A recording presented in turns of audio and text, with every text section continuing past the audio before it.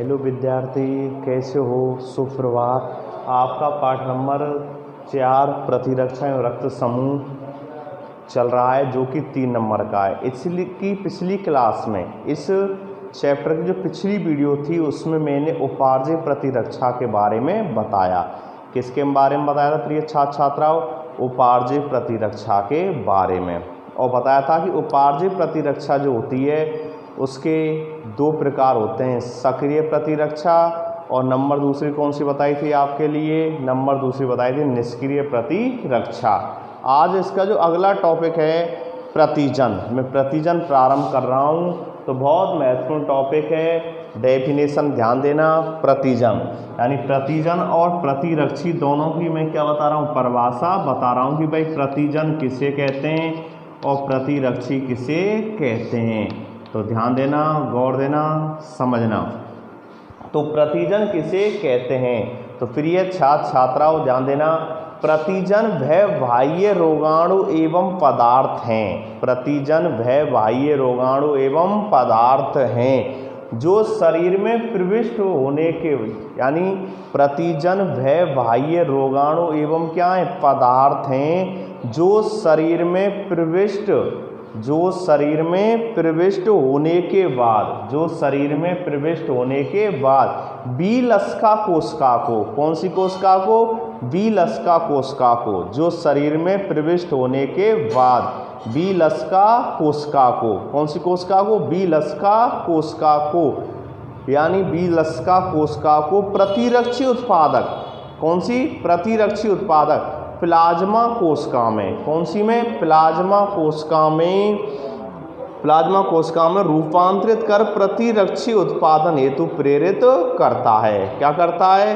Plasma कोशिका में रूपांतरित कर प्रतिरक्षी उत्पादन हेतु प्रेरित करता है। दोबारा समझो परिभाषा को। प्रतिजन वह रोगाणु एवं पदार्थ है जो शरीर में प्रविष्ट होने के बाद बीलस्का कोशिका को, कौन सी कोशिका को? बीलस्का कोशिका को प्रतिरक्षी उत्पादक प्लाज्मा कोशिका में रूपांतरित कर, प्रतिरक्षी उत्पादक कोशिका कौन सी होती है? प्लाज्मा कोशिका होती है। तो बीलस्का कोशिका को प्रतिरक्षी उत्पादक प्लाज्मा कोशिका में रूपांतरित कर, क्या करके?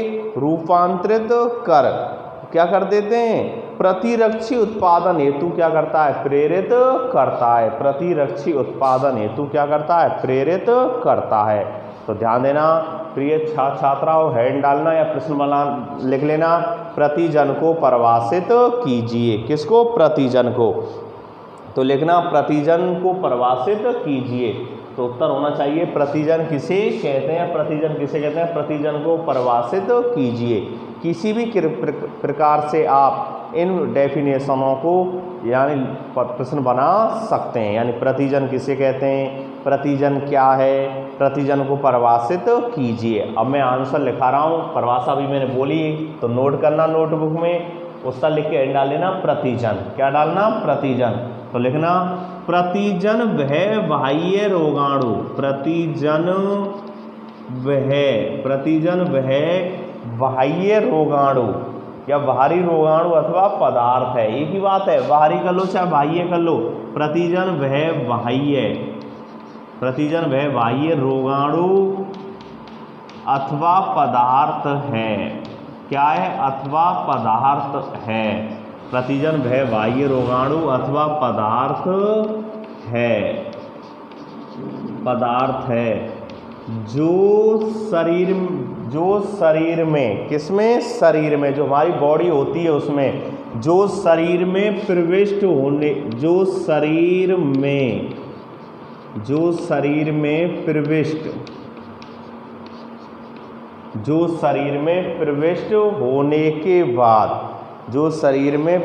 होने के बाद, ध्यान देना प्रिय छात्र छात्राओं कि जो शरीर में प्रविष्ट होने के बाद, कैसा? शरीर में क्या होने के बाद? प्रविष्ट होने के बाद, जो शरीर में प्रविष्ट होने के बाद प्लाज्मा यानी कौन सी कोशिका को? बीलस्का कोशिका को, कौन सी को? बीलस्का कोशिका को। आप जानते हैं मानव का शरीर जो होता है यानी कैसा है, बहुकोशिकीय है। कैसा है, बहुकोशिकीय है, क्योंकि आप जानते हैं कि मानव का शरीर कैसा होता है, बहुकोशिकीय है। यानी कोशिका के आधार पर सजीव जगत को कितने भागों में बांटा गया है, 2 भागों में बांटा गया है। कितने भागों में बांटा गया है, 2 भागों में। एक कौन से होते हैं, एक कोशिकीय और एक कौन से होते हैं, बहुकोशिकीय। तो मानव का जो शरीर होता है, ध्यान देना, यानी एक से अधिक कोशिकाओं से क्या होता है, निर्मित होता है। क्या होता है, एक से अधिक कोशिकाओं से क्या होता है, निर्मित होता है। तो आप जानते हैं हमारे शरीर में, यार मानव शरीर में करोड़ों कोशिकाएं पाई जाती हैं। क्या पाई जाती हैं, करोड़ों कोशिकाएं। और उन कोशिकाओं के नाम हैं बीलस्का कोशिका, प्लाज्मा कोशिका, मोनोसाइट्स, जैसे पहले भी पढ़ा था इसमें, न्यूट्रोफिल। ये क्या है, कोशिकाओं के नाम हैं। आई बात समझ में। तो ध्यान देना, प्रतिजन किसे कहते हैं, प्रतिजन वह बाह्य रोगाणु अथवा पदार्थ हैं जो शरीर में प्रविष्ट होने के बाद, किस में प्रविष्ट होने के बाद, शरीर में प्रविष्ट होने के बाद। बीलस्का कोशिका लिखना, ध्यान देना प्रिय छात्र छात्राओं, बीलस्का कोशिका, बीलस्का कोशिका को, कौन सी कोशिका को, बीलस्का कोशिका को, बीलस्का कोशिका को प्रतिरक्षी उत्पादक, कौन सी, प्रतिरक्षी उत्पादक, बीलस्का कोशिका को प्रतिरक्षी उत्पादक, प्रतिरक्षी उत्पादक प्लाज्मा कोशिका में, कौन सी कोशिका में, प्लाज्मा कोशिका में, प्लाज्मा कोशिका में, प्लाज्मा कोशिका में, कोशिका में रूपांतरित कर, क्या कर देते हैं, बीलस्का कोशिका जो होती है वो प्रतिरक्षी उत्पादक बना देती है, क्या, प्लाज्मा कोशिका। यानी बीलस्का कोशिका को प्रतिरक्षी उत्पादक प्लाज्मा कोशिका में रूपांतरित कर, क्या कर देते हैं इसको, प्लाज्मा कोशिका में रूपांतरित कर। तो लिखना है इसको, रूपांतरित कर प्रतिरक्षी उत्पादन हेतु क्या करता है, प्रेरित करता है। क्या करता है, प्रतिरक्षी उत्पादन हेतु क्या करता है, प्रेरित करता है। तो रूपांतरित कर प्रतिरक्षी उत्पादन हेतु, प्रतिरक्षी उत्पादन हेतु प्रेरित करता है। आई बात समझ में, प्रतिरक्षी उत्पादन हेतु प्रेरित करता है। आई बात समझ में। तो ये क्या कहलाते हैं, प्रतिजन कहलाते हैं। क्या कहलाते हैं, प्रतिजन हेतु प्रेरित करता है। आई बात समझ में। तो गौर देना प्रिय छात्र छात्राओं दोस्तों कि प्रतिजन वह बाह्य रोगाणु अथवा पदार्थ हैं जो शरीर में प्रविष्ट होने के बाद, किस में प्रविष्ट होने के बाद, शरीर में, जो शरीर में प्रविष्ट होने के बाद बीलस्का कोशिका को प्रतिरक्षी उत्पादक प्लाज्मा कोशिकाओं में रूपांतरित कर प्रतिरक्षी उत्पादन हेतु क्या करता है, प्रेरित करता है तथा विशिष्ट रूप से उसी प्रतिरक्षी से अभिक्रिया करता है। यानी किसी और प्रतिरक्षी से अभिक्रिया नहीं करता है, केवल किसी से करता है, उसी से करता है, जिसका क्या हुआ है, निर्माण हुआ है। तथा विशिष्ट रूप से, कौन से रूप से, विशेष रूप से, चाहे विशिष्ट रूप से एक ही बात होती है। तथा विशिष्ट रूप से, विशिष्ट रूप से, तथा विशेष रूप से एक ही बात लिख सकते हैं। तथा विशिष्ट रूप से उसी प्रतिरक्षी से अभिक्रिया करता है। तथा विशिष्ट रूप से उस, यानी तथा विशिष्ट रूप से उसी प्रतिरक्षी से, किससे, उसी प्रतिरक्षी से क्या करता है, उस ही प्रतिरक्षी से अभिक्रिया करता है। तथा विशिष्ट रूप से उस ही प्रतिरक्षी से, प्रतिरक्षी से अभिक्रिया करता है। आई बात समझ में। तो बहुत, यानी जिसके लिए, यानी ये और किसी प्रतिरक्षी से अभिक्रिया नहीं करेगा, केवल उस विशिष्ट रूप से उसी प्रतिरक्षी से अभिक्रिया करेगा जिसके लिए इसका क्या हुआ है, निर्माण हुआ है, जिसके लिए इसका क्या हुआ है, निर्माण हुआ है। आई बात समझ में। तो ध्यान देना प्रिय छात्र छात्राओं की जो प्रतिजन हैं, प्रतिजन वह बाह्य रोगाणु एवं क्या होते हैं, पदार्थ होते हैं जो शरीर में प्रविष्ट करने के बाद बीलस्का कोशिकाओं को प्रतिरक्षी उत्पादक प्लाज्मा कोशिकाओं में रूपांतरित कर, किसमें कर, प्रतिरक्षी उत्पादक प्लाज्मा कोशिकाओं में रूपांतरित कर प्रतिरक्षी उत्पादन हेतु क्या करता है, प्रेरित करता है। अब प्रतिरक्षी का जब निर्माण हो जाएगा तो प्रतिरक्षी से ही अभिक्रिया करेगा कौन, प्रतिजन, विशिष्ट रूप से उसी प्रतिजन जो है उसी प्रतिरक्षी से निर्माण करेगा जिसका क्या हुआ है, प्लाज्मा कोशिका द्वारा क्या हुआ है, निर्माण हुआ है। आई बात समझ में। तो ये हो गया प्रतिजन। अगली परिभाषा है इसमें प्रतिरक्षी की। किसकी है? प्रतिरक्षी की। प्रश्न बनता है प्रतिरक्षी किसे कहते हैं? तो ध्यान देना, समझना, बहुत महत्वपूर्ण टॉपिक प्रतिरक्षी।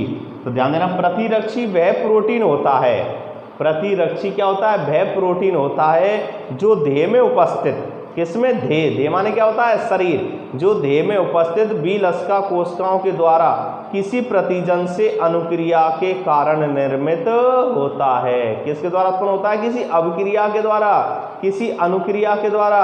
तो ये प्रतिरक्षी क्या है? प्रोटीन है। तो परिभाषा लिखना, प्रश्न डाल लेना, इंक्लूड करना प्रश्न कि प्रतिरक्षी किसे कहते हैं। तो उत्तर लिख के हैंड डालना प्रतिरक्षी, और आपका उत्तर होगा प्रतिरक्षी वह प्रोटीन है। ध्यान देना, प्रतिरक्षी वह प्रोटीन है, प्रतिरक्षी वह प्रोटीन है।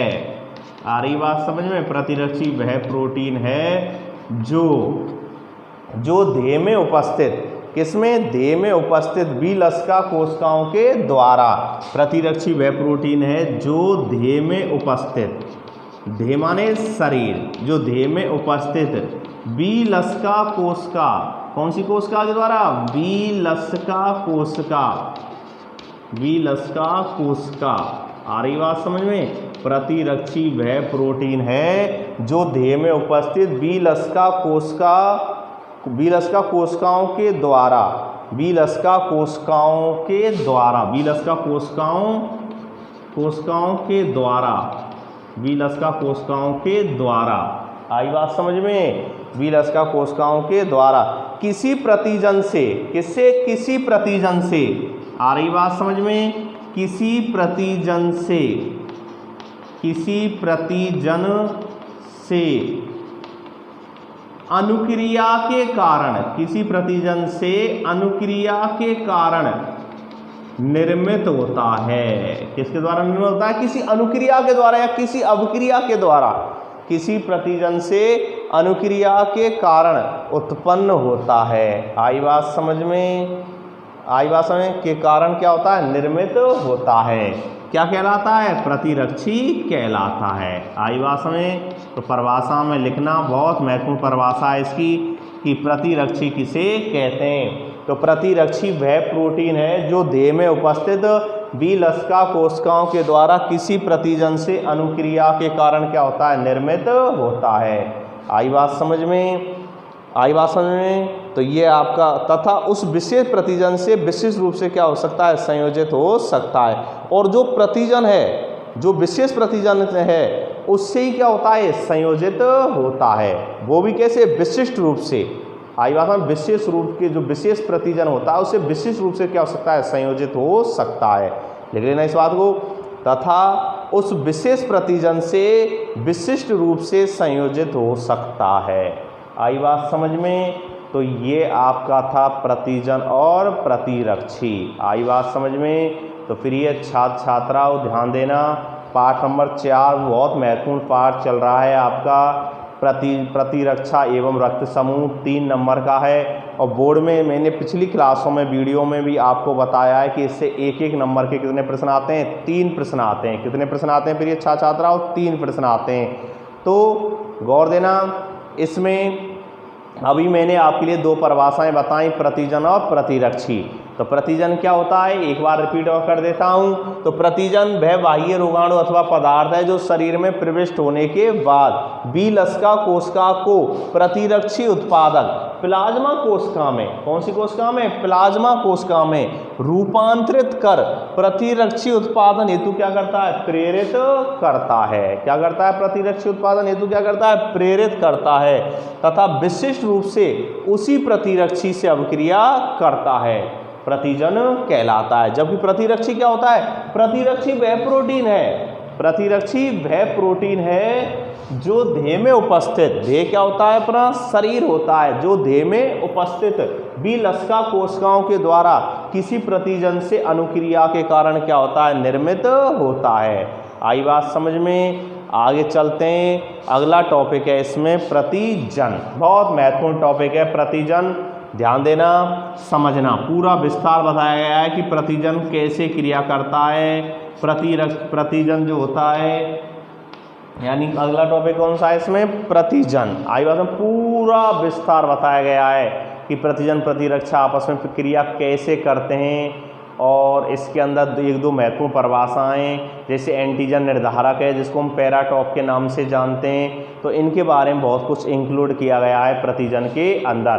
तो चलते हैं, बहुत ध्यान से समझना प्रतिजन, ठीक है ना। ये तो परिभाषाएं, लेकिन ये प्रतिजन जो है पूरा विस्तार है। आई बात समझ, तो देखिए साधारण रूप से ये वे बाह्य रोगाणु अथवा क्या होते हैं, पदार्थ होते हैं। क्या होते हैं, साधारण रूप से ये बाह्य पदार्थ एवं क्या होते हैं, रोगाणु होते हैं। तो लिख लेना प्रतिजन, प्रतिजन में क्या लिखेंगे, साधारण रूप से, कैसे रूप से, साधारण रूप से, साधारण रूप से ये क्या होते हैं, बाह्य रोगाणु एवं क्या होते हैं, पदार्थ होते हैं। साधारण रूप से ये, साधारण रूप से ये क्या होते हैं, ये बाह्य पदार्थ एवं क्या होते हैं, रोगाणु होते हैं। आई समझ में, साधारण रूप से ये वे बाह्य रोगाणु, साधारण रूप से ये वे बाह्य रोगाणु कैसे होते हैं, बाह्य रोगाणु, रोगाणु अथवा पदार्थ होते हैं, अथवा पदार्थ होते हैं,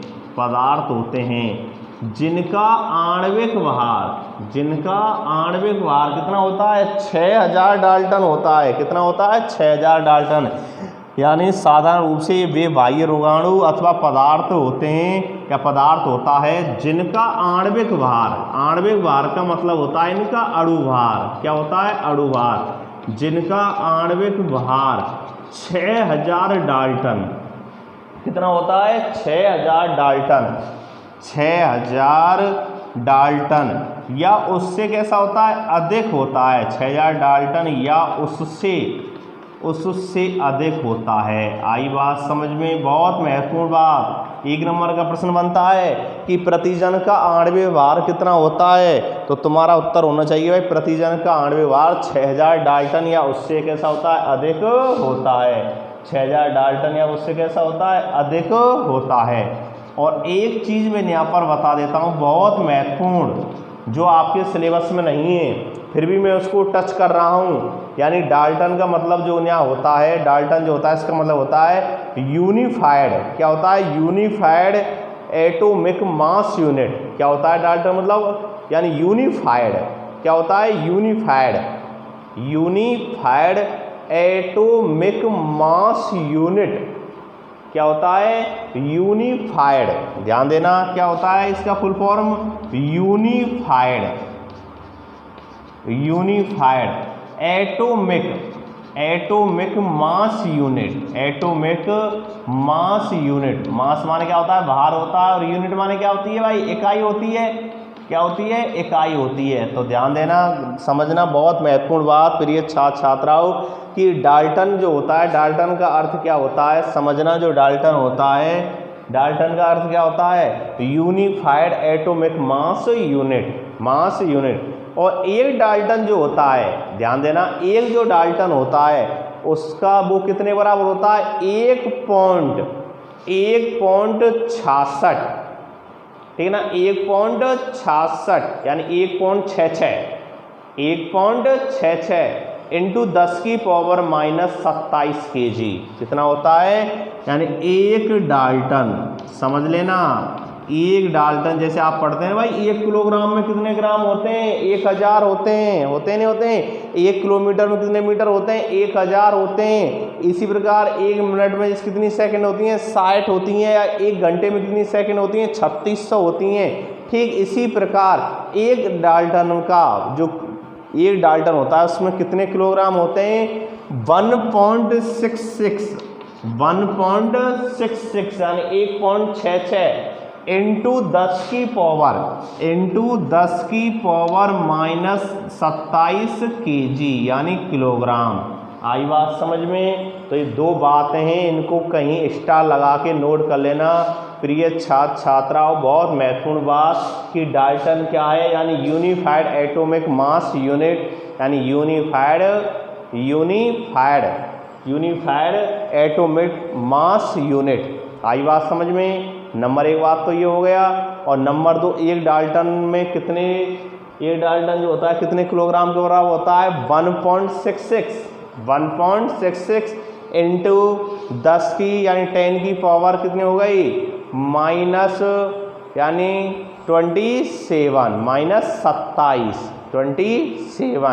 किलोग्राम। आई बात समझ में। तो बहुत महत्वपूर्ण दो चीज़ें मैंने बताई हैं। टॉपिक चल रहा है आपका प्रतिजन, तो ध्यान देना प्रतिजन क्या होता है। तो मैं बता रहा हूँ साधारण रूप से वे बाह्य रोगाणु एवं क्या होते हैं पदार्थ होते हैं। साधारण रूप से वे बाह्य पदार्थ अगर रोगाणु होते हैं जिनका की आणविक भार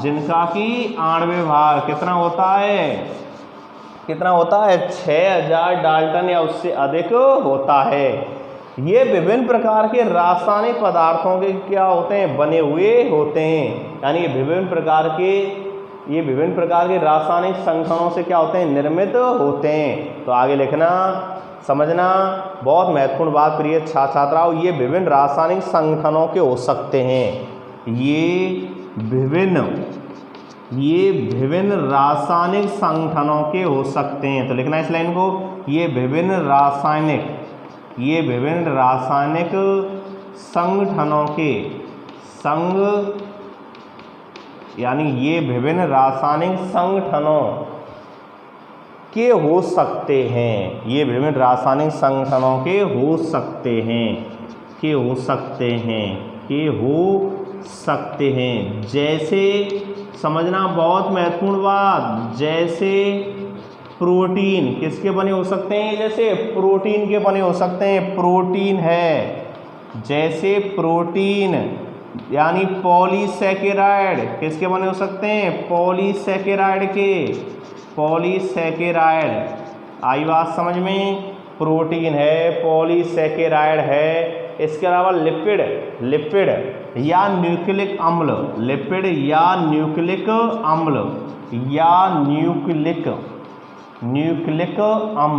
और न्यूक्लिक अम्ल दो प्रकार के होते हैं प्रिय छात्राओं, डीएनए और आरएनए। कितने होते हैं दो, डीएनए और आरएनए।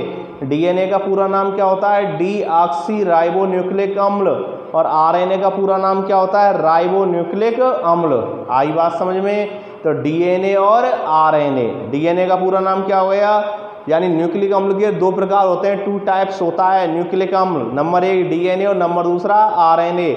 डीएनए का पूरा नाम आ सकता है तो डीएनए का पूरा नाम लिख लेना डीऑक्सी राइबो न्यूक्लिक अम्ल। और आरएनए का पूरा नाम क्या होता है, आर से राइबो न्यूक्लिक, एन से न्यूक्लिक और ए से एसिड, राइबो न्यूक्लिक अम्ल।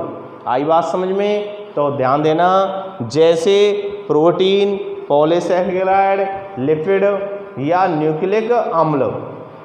आई बात समझ। और कभी कभी शरीर के अंदर के जो पदार्थ हैं और जो कोशिकाएं हैं वो भी प्रतिजन के तौर पर कार्य करती हैं। और कभी कभी हमारे शरीर के अंदर जो ऐसे पदार्थ होते हैं, कुछ कोशिकाएं होती हैं जो प्रतिजन के तौर पर कार्य करती हैं, जैसे विषाणु संक्रमित, कैंसर ग्रसित कोशिकाएं। अब माना कैंसर ग्रसित कोशिकाएं तो हमारे शरीर के अंदर क्या करती हैं, वो प्रतिजन का कार्य तो करेंगी। प्रतिजन का शाब्दिक अर्थ है रोगाणु। क्या होता है कोई रोगाणु। तो भाई जो हमारे शरीर में जो कैंसर ग्रस्त कोशिकाएं हैं वो भी किसका कार्य करेंगी, एक तरह से प्रतिजन का ही कार्य करेंगी, रोगाणुओं का कार्य करेंगी। क्योंकि आप जानते हैं जो कैंसर के मरीज होते हैं तो उनमें जो कोशिकाएं होती हैं वो धीरे धीरे यानी अपने जो कैंसर के रज्जु होते हैं उनको बढ़ाते हुए चले जाते हैं और धीरे धीरे संपूर्ण शरीर में बीमारी क्या हो जाती है, फैल जाती है। तो उसी प्रकार उसमें बताया कभी कभी शरीर के अंदर के जो पदार्थ होते हैं, और जो कोशिकाएं होती हैं वो भी प्रतिजन के तौर पर कार्य करती हैं। तो कौन कौन सी ऐसी विषाणु संक्रमित कोशिकाएं हो सकती हैं, आई बात समझ में। इसके अलावा क्या हो सकती हैं, यानी कैंसर ग्रसित कोशिकाएं भी हो सकती हैं। तो ध्यान देना यहाँ तक मैंने समझाया। प्रतिजन साधारण रूप से ये वे बाह्य पदार्थ एवं रोगाणु होते हैं जिनका आणविक भार 6000 डाल्टन या उससे अधिक होता है और ये विभिन्न रासायनिक संगठनों के हो सकते हैं, जैसे प्रोटीन, पॉलीसैकेराइड, न्यूक्लिक अम्ल, लिपिड। और कभी कभी शरीर के अंदर की जो कोशिकाएं होती हैं, कभी कभी जो शरीर के अंदर क्या होती हैं, कोशिकाएं होती हैं और क्या होती हैं, कभी कभी शरीर के अंदर की कोशिकाएं होती हैं वो भी क्या करती हैं, प्रतिजन के तौर पर कार्य करती हैं। आई बात समझ में। कभी कभी शरीर के अंदर की पदार्थ या कोशिकाएं होती हैं वो भी प्रतिजन के तौर पर कार्य करते हैं, जैसे कैंसरग्रस्त कोशिकाएं हो गई। इसके अलावा क्या होती हैं, विषाणु संक्रमित कोशिकाएं हो गई। आई बात समझ में। और एक बात मैंने बताया था इसमें डाल्टन के बारे में कि डाल्टन क्या है, unified atomic mass unit, unified atomic mass unit. और एक डाल्टन में यानी एक डाल्टन में कितने किलोग्राम होते हैं, 1.66 इंटू यानी 10⁻⁻27 किलोग्राम, यानी 1.66 गुणा 10 की पावर यानी घात -27 किलोग्राम। आई बात समझ में। चलते हैं फिर ये छात्राओं आगे। अगला क्या लिखा है इसमें, सेकंड पैराग्राफ में ध्यान देना कि शरीर में प्रविष्ट होने के बाद, कहाँ प्रविष्ट होने के बाद, शरीर में। तो लिख रहा हूँ इस बात को कि शरीर में प्रविष्ट होने के बाद, शरीर में प्रविष्ट होने के बाद, शरीर में प्रविष्ट होने के बाद, आ रही बात समझ में, शरीर में प्रविष्ट होने के बाद सर्वप्रथम इनका सामना किससे होता है, स्वाभाविक प्रतिरक्षी विधियों से होता है। यानी शरीर में प्रविष्ट होने के बाद प्रतिजन का सामना सर्वप्रथम किससे होता है, स्वाभाविक प्रतिरक्षी विधियों से होता है।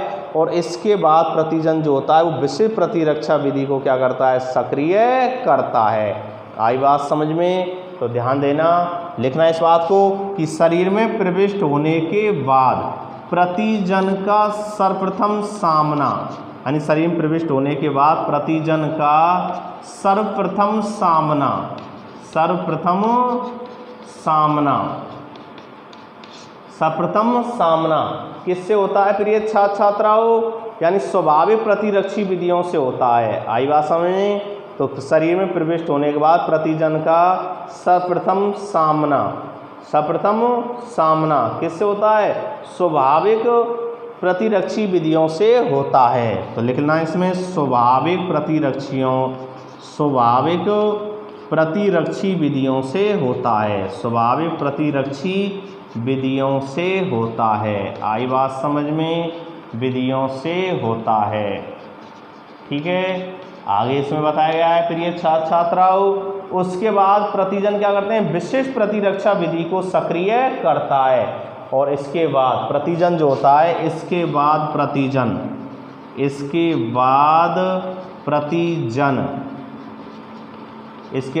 प्रतिजन विशिष्ट प्रतिरक्षा विधि को, किसको, विशिष्ट प्रतिरक्षा विधि को सक्रिय करता है। इसके बाद जो प्रतिजन जो होता है विशिष्ट प्रतिरक्षा विधि को, कौन सी विधि को, विशिष्ट जो होती है, विशिष्ट प्रतिरक्षा विधि को सक्रिय करता है। आई बात समझ में। इसके बाद प्रतिजन विशिष्ट प्रतिरक्षा विधि को सक्रिय करता है। आई बात समझ में। यहाँ तक आप इसको नोटबुक में नोट कर लेना, ठीक है ना। बहुत महत्वपूर्ण टॉपिक चल रहा है आपका प्रतिजन, ठीक है ना। तो शरीर में जब प्रविष्ट हो जाते हैं, जब ये रोगाणु हमारे शरीर में या प्रतिजन जो हमारे शरीर में क्या करते हैं, प्रवेश करते हैं, तो सर्वप्रथम इनका सामना किससे होता है, स्वाभाविक प्रतिरक्षा विधि से होता है। मैंने बताया स्वाभाविक, जिसको हम सामान्य, अविशिष्ट या जन्मजात प्रतिरक्षा के बाद के नाम से भी जानते हैं। और उसके बाद फिर कौन सी प्रतिरक्षा सक्रिय होती है, विशिष्ट होती है, जिसको हम उपार्जित के नाम से भी जानते हैं। आई बात समझ में। प्रिय छात्राओं, नेक्स्ट इसका अगला टॉपिक अगली क्लास में आपके लिए बताएंगे, ठीक है ना। इसको नोट कर लेना। थैंक्स।